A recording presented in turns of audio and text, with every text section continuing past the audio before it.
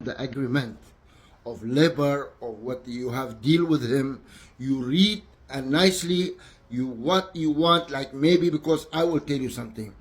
In an agreement they will write how many days you can get off, how many your salary, how many everything, whatever. There will be an agreement for you one, for them one, and for the labor one. So 3 agreement will be there. So please, my brother and sister, try to read nicely.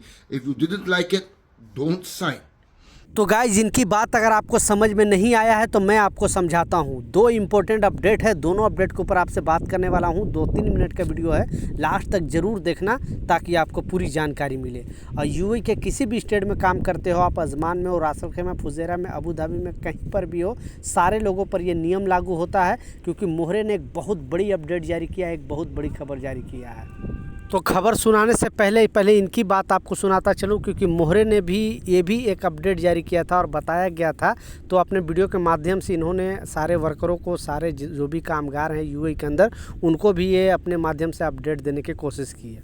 तो इन्होंने बताया है, और basically मोहरे ने भी बताया था कि ऐसे बहुत सारे मोहरे में केस है जो पेंडिंग है, या फिर वो केस लिया ही नहीं जाता है। क्यों? एग्रीमेंट में जो आपको एग्रीमेंट पेपर मिलता है, जो मोहरे से एग्रीमेंट होता है, जब एग्रीमेंट पेपर पे साइन करते हो तभी आपका वर्क वीज़ा इशू होता है, तभी वो वर्क वीज़ा आपको मिलता है। नहीं साइन करोगे वो पेपर नहीं जाएगी, क्योंकि उसका 3 कॉपी होता है, एक आपके पास रहेगा, एक कंपनी के पास रहेगा, एक मोहरे के पास रहेगा। जब कंपनी और वर्कर का कोई लफड़ा हो जाता है, कोई प्रॉब्लम हो जाता है, सैलरी से रिलेटेड, छुट्टी से रिलेटेड, या कोई भी मसला बन जाता है, तो जो मोहरे के पास एग्रीमेंट पेपर होता है उसके हिसाब से आप वहाँ पे अगर कंप्लेन करते हो तो उसके हिसाब से फैसला सुनाया जाता है। जब ये वर्कर और जो कंपनी नहीं बीच का रास्ता निकल पाता, यानी दोनों ये फैसले को मानने को तैयार नहीं होता है, तब मोहरे परमिशन देता है कि ये जो केस है उसको आगे बढ़ाया जाए। जब तक नहीं मोहरे परमिशन देगा तब तक ये कोर्ट में, लेबर कोर्ट में ये केस नहीं जाता।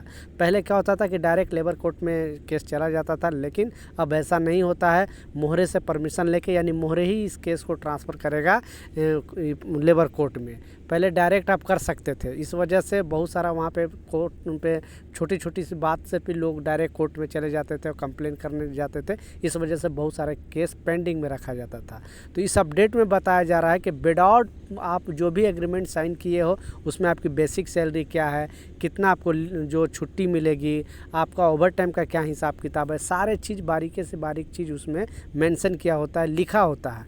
लोग विदाउट पढ़े लिखे सीधा कंप्लेन कर देते हैं 80084 पे, जो मोहरे का नंबर है। इस नंबर पर कंप्लेन आप भी कर सकते हो, लेकिन जो सच्ची जानकारी है, जो आपके एग्रीमेंट में लिखा हुआ है, उसके हिसाब से ही कंप्लेन करोगे तभी वहाँ पे आपका बात सुना जाएगा, नहीं तो आपका बात का कोई वहाँ पे सुनी नहीं जाएगी, आपका बात का कोई वैल्यूएशन नहीं है। वो भी आपके पास प्रूफ होना चाहिए। तो इस बात का लाजिम ख्याल रखें। इसने मोहरे ने अपडेट जारी करके लोगों को बताया, अवेयर किया है कि इस चीज़ का लाजिम ख्याल रखें।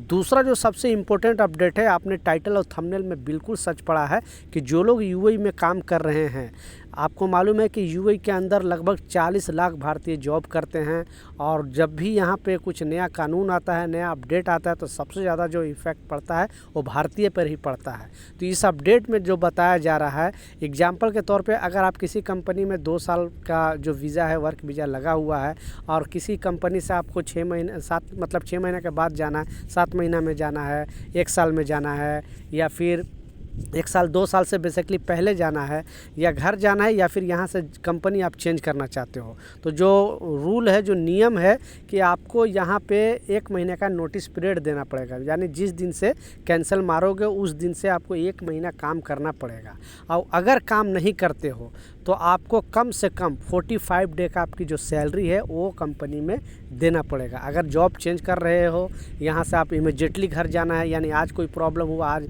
2 दिन बाद आपको कैंसिल, सीधा घर चले जाना है, तो ये गवर्नमेंट रूल में लिखा हुआ है। मोहरे ने अपडेट जारी करके बताया है कि जो कामगार है, जो श्रमिक है, उसको चाहिए कि 45 डे का सैलरी है वो कंपनी को दे, क्योंकि कंपनी को भी बहुत खर्चा हो जाता है। एक वर्क वीज़ा निकालने में 5 से 6 हज़ार दिरहम खर्च हो जाता है। जो एजेंट आपसे पैसा लेता है वो कंपनी तक नहीं पहुंच पाता, वो तो वो खा जाता है, लेकिन कंपनी का भी आपके ऊपर बहुत सारा पैसा इन्वेस्ट होता है, और कोई नहीं कंपनी चाहती है कि हमारा इतना पैसा इन्वेस्ट हो जाए और कामगार ऐसे ही अचानक बगैर कहे पूछे और हमारा जो भी पैसा लगा है वो निकले नहीं और चला जाए।